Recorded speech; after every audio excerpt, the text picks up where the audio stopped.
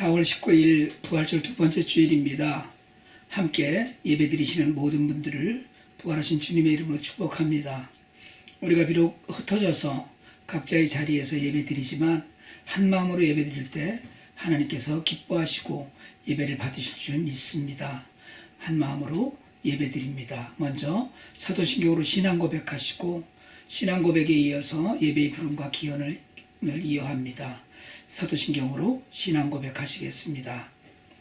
전능하사 천지를 만드신 하나님 아버지를 내가 믿사오며 그 외아들 우리 주 예수 그리스도를 믿사오니 이는 성령으로 잉태하사 동정녀 마리아에게 나시고 본디오 빌라도에게 고난을 받으사 십자가에 못 박혀 죽으시고 장사한 지 사흘 만에 죽은 자 가운데서 다시 살아나시어 하늘에 오르사 전능하신 하나님 우편에 앉아 계시다가 저리로서 산자와 죽은 자를 심판하러 오시리라. 성령을 믿사오며 거룩한 공예와 성도가 서로 교통하는 것과 죄를 사하여 주시는 것과 몸이 다시 사는 것과 영원히 사는 것을 믿사옵나이다.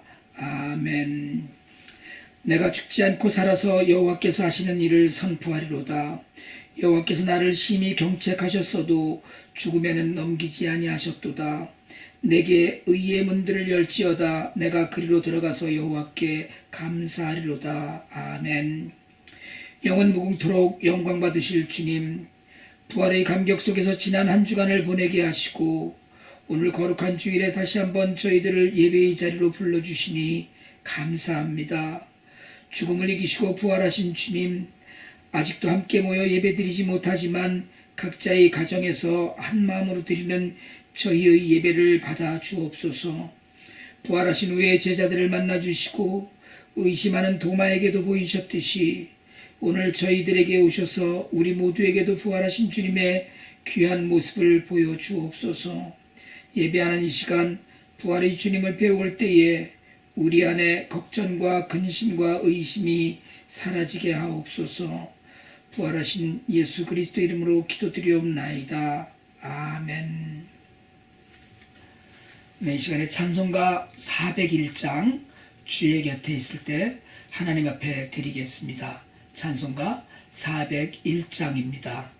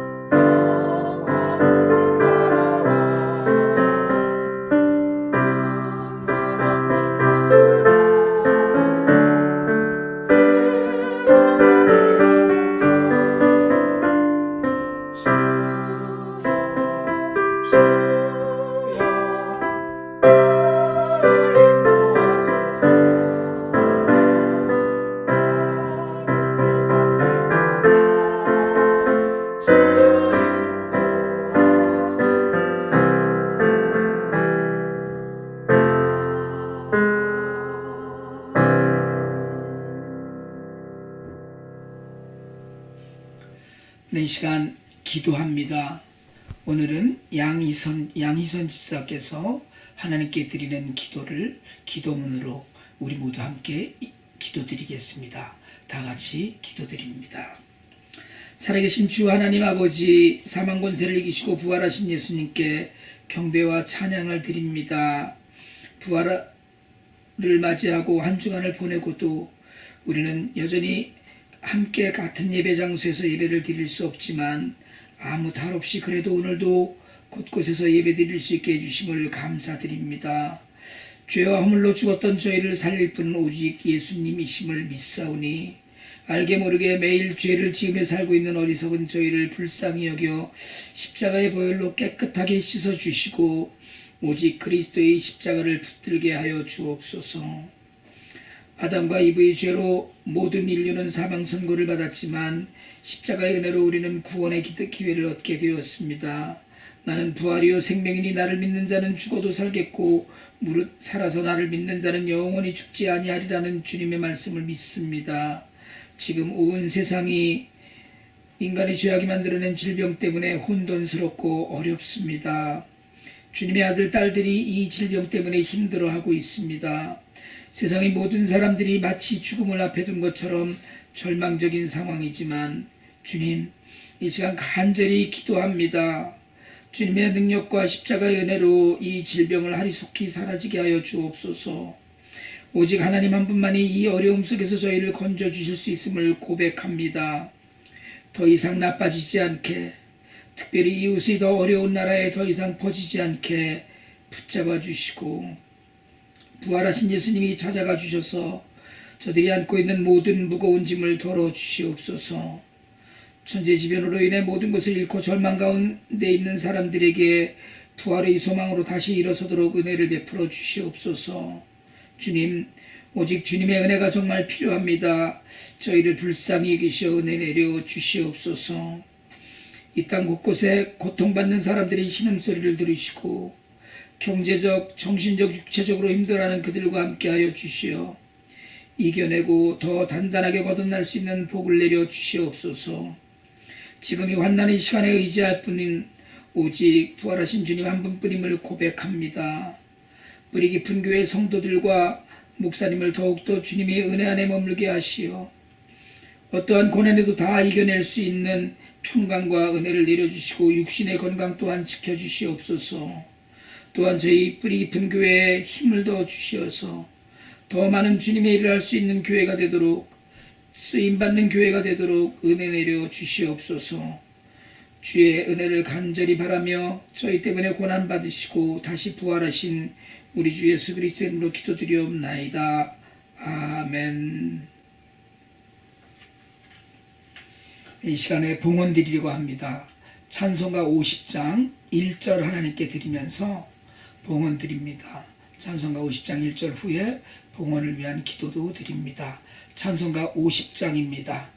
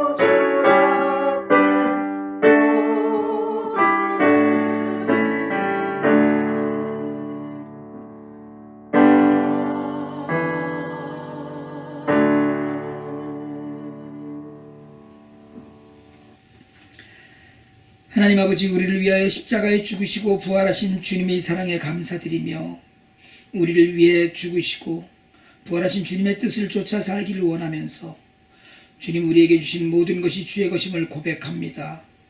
비록 어려운 환경이지만 그래서 더욱 하나님의 나라가 모든 이들에게 필요한 때인 줄 아오니 하나님이 이 물질이 하나님 나라를 위해 아름답게 쓰이게 하시고 믿음과 헌신의 고백과 함께 11조로 감사의 헌물로 바치는 손길을 기억하시어 하늘의 복을 더하여 주시옵소서. 부활 영광 되신 우리 주 예수 그리스도 이름으로 축복하며 기도드리옵나이다. 아멘. 이 시간에 우리 성경 봉독하려고 합니다. 오늘 하나님 우리에게 주시는 말씀은 베드로전서 1장 3절로 9절까지의 말씀입니다. 베드로전서 1장 3절로 9절입니다. 다 같이 본문을 찾으시고 같이 찾으셨으면 제가 새 번역으로 읽으려고 합니다. 베드로전서 1장 3절로 9절 말씀이고요. 찾으셔서 저와 같이 한 목소리로 크게 읽어주셔도 좋겠고요. 또 들으셔도 좋겠습니다. 제가 새 번역으로 하나님 말씀을 받들어 읽겠습니다. 베드로전서 1장 3절로 9절입니다. 우리 주 예수 그리스도의 하나님 아버지께 찬송을 드립시다. 하나님께서는 그 크신 자비로 우리를 새로 태어나게 하셨습니다. 그리하여 그는 죽은 사람들 가운데서 예수 그리스도가 부활하심으로 말미암아 우리로 하여금 산 소망을 갖게 해주셨으며 썩지 않고 더러워지지 않고 낡아 없어지지 않는 유산을 물려받게 하셨습니다. 이 유산은 여러분을 위하여 하늘에 간직되어 있습니다. 하나님께서는 여러분의 믿음을 보시고 그의 능력으로 여러분을 보호해 주시며 마지막 때에 나타나기로 되어 있는 구원을 얻게 해주십니다. 그러므로 여러분이 지금 잠시 동안 여러 가지 시련 속에서 어쩔 수 없이 슬픔을 당하게 되었다 하더라도 기뻐하십시오. 하나님께서는 여러분의 믿음을 단련하셔서 불로 단련하지만 결국 없어지고 마는 금보다 더 귀한 것이 되게 하시며 예수 그리스도께서 나타나실 때에 여러분에게 칭찬과 영광과 존귀를 얻게 해주십니다. 여러분은 그리스도를 본 일이 없으면서도 사랑하며 지금 그를 보지 못하면서도 믿으며 말로 다 표현할 수 없는 즐거움과 영광을 누리면서 기뻐하고 있습니다. 여러분은 믿음의 목표 곧 여러분이 영혼의 구원을 받고 있는 것입니다. 아멘. 살아계신 하나님 말씀입니다. 오늘은 이 베드로전서 1장 3절로 9절 말씀을 가지고 산 소망으로 일어나십시오라는 제목으로 하나님 말씀을 증거하려고 합니다. 기독교 신앙의 종교적인 핵심은 예배입니다. 예배는 누가 뭐라고 해도 믿는 사람과 믿지 않는 사람을 구분짓는 기준이 됩니다. 그래서 대부분의 기독교인들은 주일에 믿지 않는 사람들과는 달리 예배당 또는 정한 장소에 모여서 하나님께 예배를 드림으로써 자신들의 정체성을 분명하게 했습니다. 하지만 요즘 우리는 예배당에 모여서 예배를 드리지 못합니다. 온 세계가 서로 떨어져 있어야 안전하고 생명을 지킨다는 사실 때문입니다. 예수님께서는 그렇지만 예배를 오직 영과 진리로 드리는 것이라는 것만 우리에게 가르치셨습니다. 모이는 것이 중요한 것이 아니라는 것이 아니라 때로 사람들은 극심한 환경 가운데서 홀로 하나님을 만나기도 하는데 모든 예배의 형태는 영과 진리로 드리는 것이라는 것을 가르치시는 것이죠. 많은 순교자들이 옥에갇혀 홀로 예배를 드리기도 했고 바울이 많이 맞고 빌립보 교회 감옥에 갇혔다가 한밤중에 일어나 홀로 찬양과 기도를 드렸던 것도 예배였습니다. 형편이 되면 당연히 모여서 예배를 드려야 되겠죠. 형편이 되는데도 불구하고 모여서 예배를 드리지 않는 것은 결코 하나님을 중심으로 섬기는 것이 아닙니다. 구원은 개인의 구원이지만 교회 공동체라는 특별한 구원의 통로와 방식을 주님이 허락하셨기 때문이에요. 그렇지만 교회, 모임, 예배 이런 것들을 생각하면서 근본적으로 우리가 해야 할 일은 왜 모이는가, 또 교회의 근본적인 목적은 무엇이며 성도의 정체성은 무엇인가에 초점이 맞추어져야 합니다. 교회는 1차적으로 예수 그리스도의 몸으로 존재하죠. 성도들의 그 삶은 그리스도가 몸인 교회의 지체로서 사랑 나눔을 위해서 존재합니다. 당연히 예배를 위해서 존재하기도 하지만 근본적으로 교회는 이웃사랑의 훈련장이고 터전입니다. 그런데 이 훈련은 대체로 어려움이나 고난을 동반합니다. 군대 다녀오신 분들은 아시겠지만 훈련은 고난이죠, 사실은. 그런 훈련 가운데 있다 보니까 그리스도인들은 고난을 두려워하지 않는 훈련을 한다고도 합니다.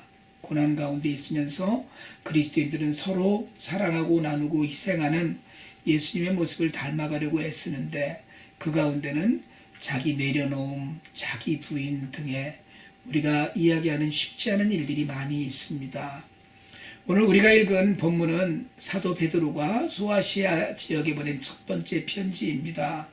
베드로는 이 편지를 통해서 고난과 소망에 대해서 가르치는데요.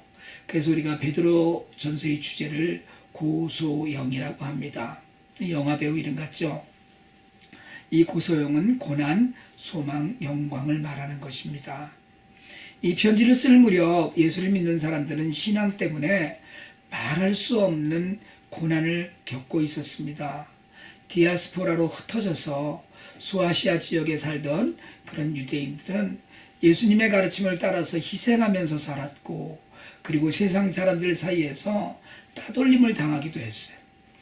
더구나 이 편지가 쓰여지고 난 1년 후에 그 네로 황제 시절이죠. 로마의 대화재가 일어납니다. 근데 그 대화재가 일어난 후에 그 죄를 그리스도인들에게 덮어씌우는 어처구니 없는 일이 발생을 합니다.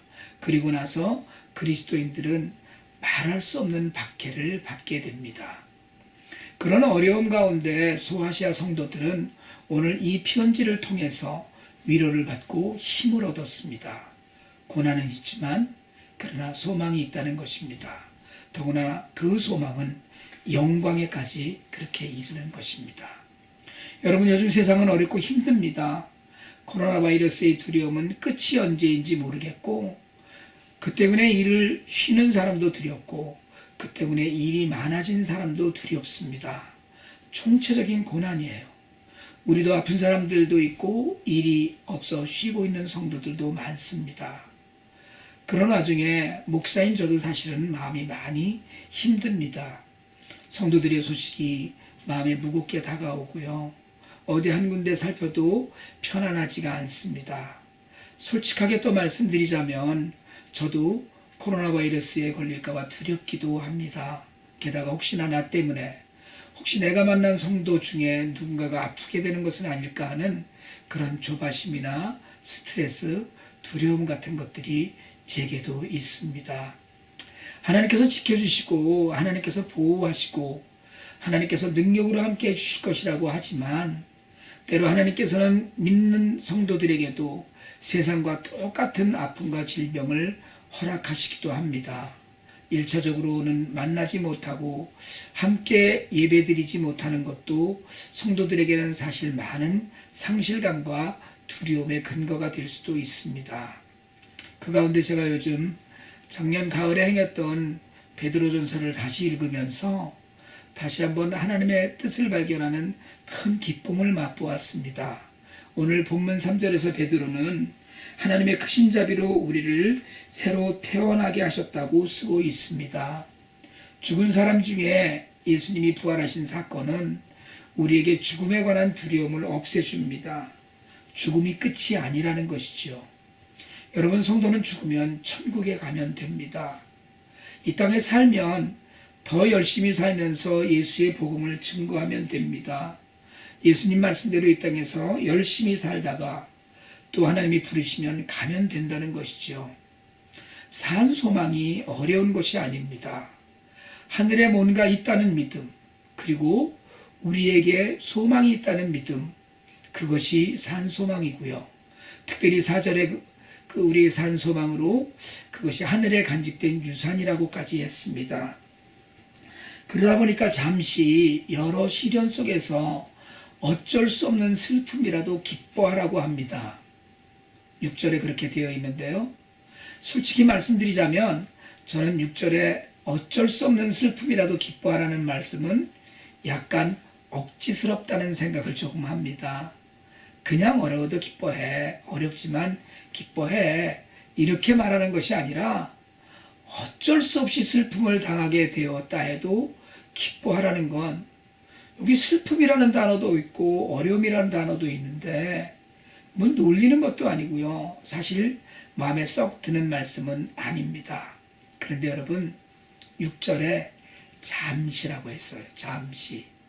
개역개정에서는 잠깐이라고 했습니다. 저는 이 잠깐이라는 단어가 너무 위로가 돼요.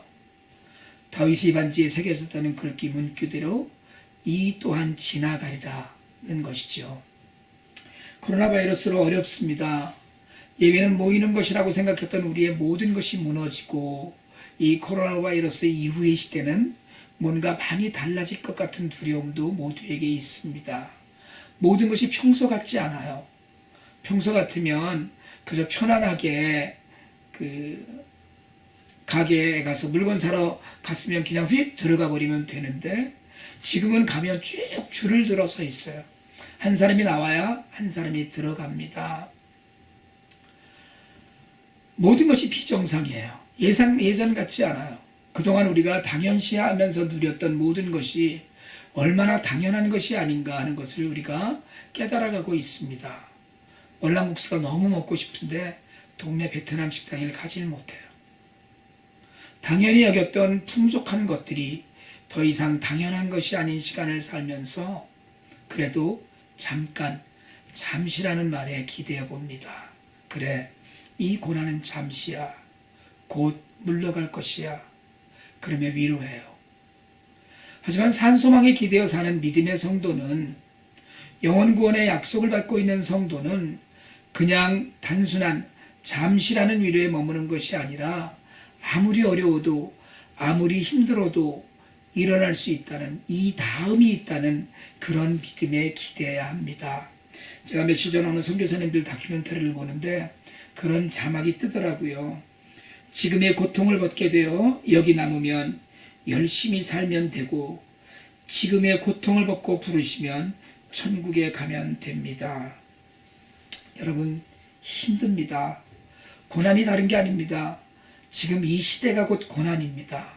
성도만의 고난이 아니라 온 세상의 고난입니다. 거기에 우리는 사실 모이지 못하는 것마저도 일종의 고난이 되고 있습니다. 지금 우리는 이 고난 가운데서 일어날 그러나 소망이 있습니다. 주님은 분명히 부활하셔서 우리에게도 부활을 약속하셨고 잠시 아픔과 슬픔을 기뻐할 믿음도 주셨습니다. 여러분, 어렵고 힘들지만 한번 일어나 보시길 바랍니다. 며칠 전에 민혁이가 춤추는 동영상을 보냈더라고요. 민혁이가 인사드립니다 라는 멘트를 달아서 보낸 영상에서, 여러분 못 보셨죠? 제가 예배 후에 한번 보내드릴까 싶은데요. 거기 보니까 민혁이가 아마 TV를 보면서 춤을 추는 것 같아요. 그 춤을 추는데 어떤 여자 청년도 춤추는 모습이 화면 한 구석에 언뜻 보이더라고요. 이 시국에 춤을 추더라는 것을 보니까 그것도 새로워지더라고요. 마음이 잠시 기쁘고 즐거웠습니다. 그래요, 여러분, 춤추면서 삽시다. 우리 소망은 살아있는 소망입니다. 리빙홀이라고 하잖아요. 죽은 소망이 아니라 그냥 단지 갖고 있는 희망사항이 아니라 부활해서 우리에게 주신 산소망 가운데 우리가 있는 거예요. 일어나셔서 혼자 계셔도 몸도 좀 흔들고 춤도 추고 합시다. 갇혀있고 답답해도 그저 식료품 사러 갈 때 외출했던 것 말고 오늘 하루는 일어나서 마스크를 쓰고라도 집 근처를 걸어보기라도 했으면 좋겠습니다. 여러분, 내가 어떻게 되는 게 무슨 문제겠어요? 하나님 살아계신데, 주님 부활하셨는데, 여러분 마음이 불편해도 오늘 한번 예배 마치고 좀 신나는 음악 한번 틀어놓고 춤도 좀 춰보시고 흥얼거려 보세요. 부활의 주님을 기뻐하면서 우리는 소망이 살아있는, 약속이 있는 소망이 있는 백성입니다. 그걸 잊지 말고 산소망 가운데서 일어나길 바랍니다. 그래서 우리 안에 기쁨이 충만할 때 세상 사람들이 우리에게 너 도대체 뭐가 이렇게 좋으냐라고 그렇게 묻게 했으면 좋겠습니다. 각자 이 자리에서 특별히 혼자 예배를 드리시거나 하면 우울할 수도 있습니다.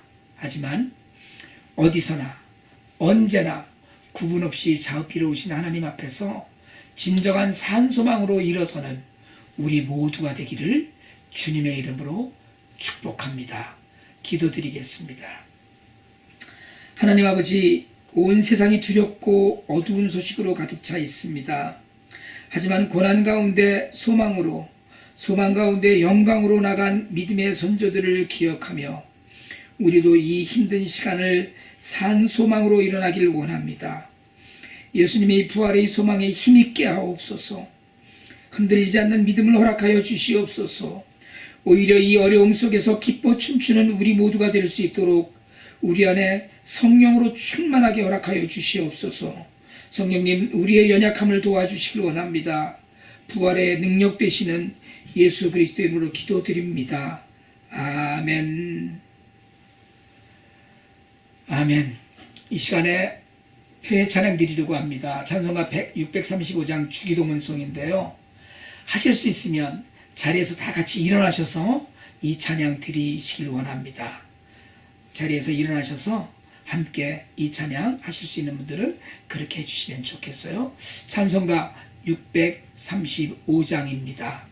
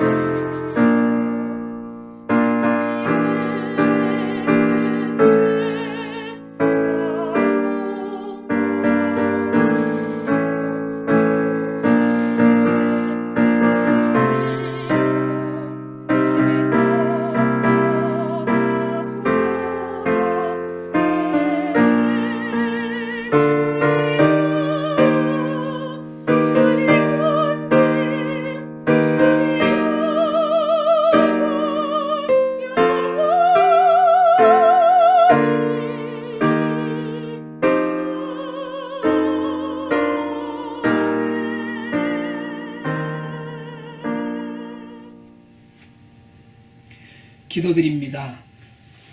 이제는 교회의 머리 되신 우리 주 예수 그리스도의 은혜와 하나님 아버지 극진하신 사랑과 성령님의 감화감동 교통하심의 역사가 하나님 아버지를 믿는 믿음 안에서 부활의 산 소망을 마음에 품고 이 고난의 시대를 기쁨으로 일어나 춤추며 살아갈 수 있기를 간절히 소망하고 결단하고 머리 숙인 주의 종들 위에와 그 가정과 교회 위에 이제로부터 영원토록 함께 있을지어다. 아멘.